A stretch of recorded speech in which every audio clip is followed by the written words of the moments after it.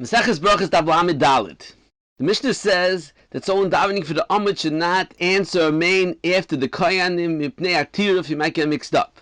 So the Poskim say, the Mishnah Berurah brings down, that it's because he may get mixed up. So therefore, if you have a Siddur and you're confident you're not getting mixed up, then you could answer a main. So Rashi's mashma that the answering a main is on the actual Birchas Koyanim, Yivrecha Hashem V'Yishmerecha, etc.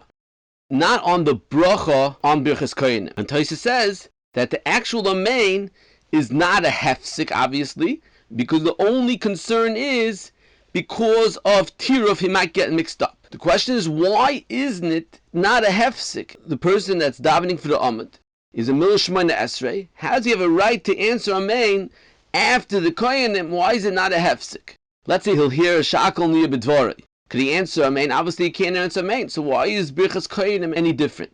So there's a Chiddush Gadol over here. Nevur, the Baal Mishnas Yavitz in the Sefer Tilyayin says, and the Be'emes, the Yisrael Dvarim Zemur in Ha'arsel B'Yashiv over here, that you see from this that the Geder and amen after Birchas Koyanim is not like a regular amen after a bracha, but it's a part of the actual Birchas Koyanim, that the Geder Birchas Koyanim is Omer Lahem, that the Koyanim have to tell the Yisrael. So therefore the way the Yisraelim are makabel the bracha is with answering amen.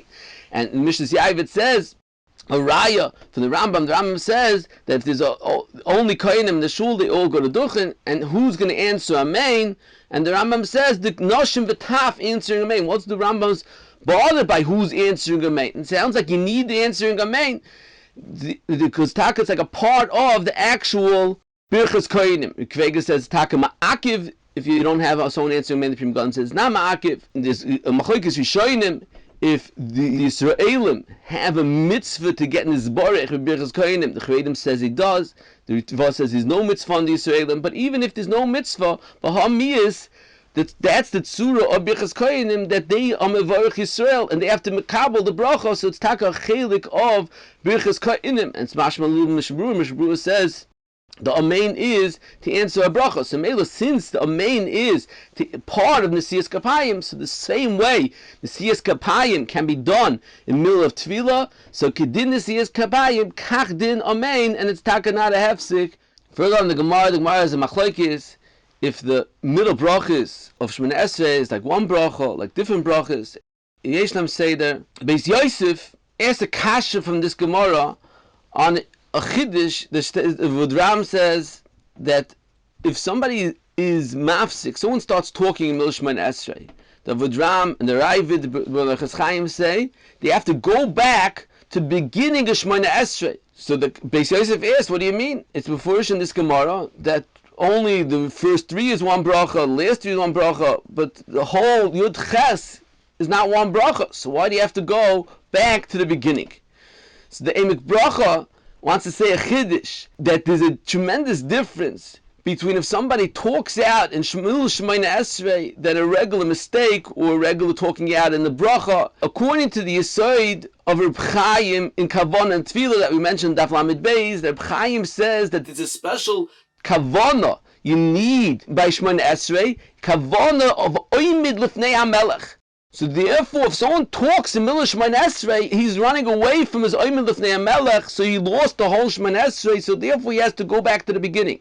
It's not like someone that makes a mistake, he's not sure what he's up to. Over there, maybe you don't have to go all the way back, but over here, if he's talked in Milah Shemona Esrei, he lost his whole high status of Oymid Lifnei HaMelech, so therefore he has to go back to the beginning. And he speaks out that the Chayadim has a discussion. What happens if in Milah Shemona Esrei someone's not sure what to do, how to continue? So the Chayadim writes that you let it go. In Milah Shemona Esrei, walk to the Svarim Shank and look in the Sefer.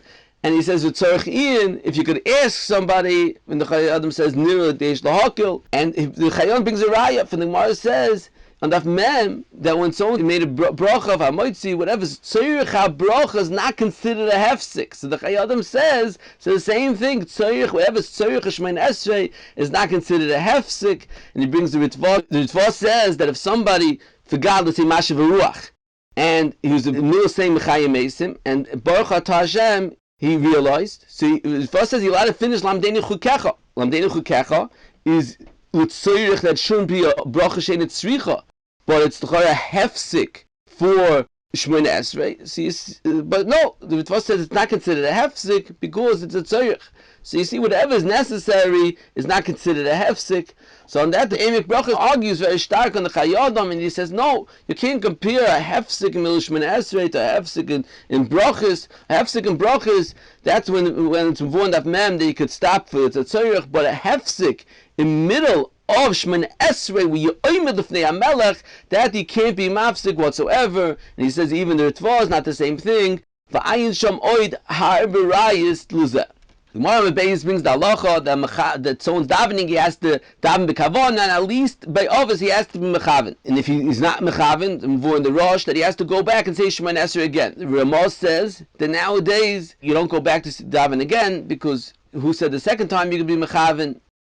So on that, there's a big discussion in the Achronim that if you're middle of Shemona Esrei and you realize you weren't mechaven properly, so you're not yoitzi it's feel Shemona Esrei, but we paskin nowadays you don't go back. So what are you supposed to do?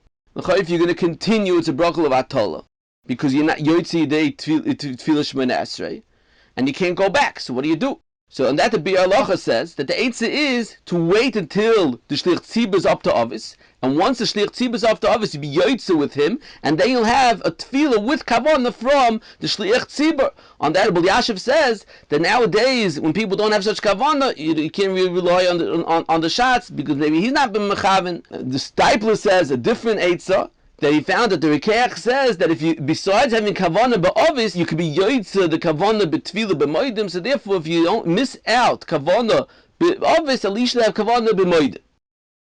The Stipler says a different pshat. He says that even if you're not yoitze the chivos tefillah b'kavanah without kavanah, b'hamiyas, the Stipler says a chiddush that is a tefillah. It is a tefillah, you're yotzei the din tefillah even without kavanah, and you have to be chayzer l'spal again because of to be yotzei the din tefillah b'kavanah. But a tefillah it is, and it's not a tefillah, it's not a bracha l'vatola. Yashiv says similar over here, and he says that it's a tefillah, and you have to go back and say it again to be b'teres nedava. So according to what we spoke out in the previous shiurim, the Magen Avraham says in Hilchos Rosh Hashanah that you could daven one bracha mil Shemona Esrei and be yotzei tefillah, and we had two explanations on this. The Biur Halacha says that you yotzei tefillah's rachami, even though you don't yotzei the din tefillah, you have a tefillah's rachami. So it could be that's what these the Stipler and the Yashiv mean. You have a tefillah's rachami, even though you're not yotzei the din Shemona Esrei without proper kavanah. But hami is a status of rachami it is even without kavana.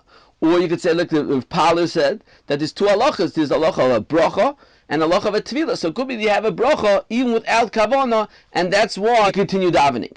All this is not like Reb Chaim. Reb Chaim, we spoke on Daf Lamed Beis, says that a tefillah without kavanah of oimed l'fnei HaMelech is missing in the basics of tefillah. It's misasik, or it's missing the halacha mitzvah tzrichas kavanah. So it's not a tefillah b'chlal.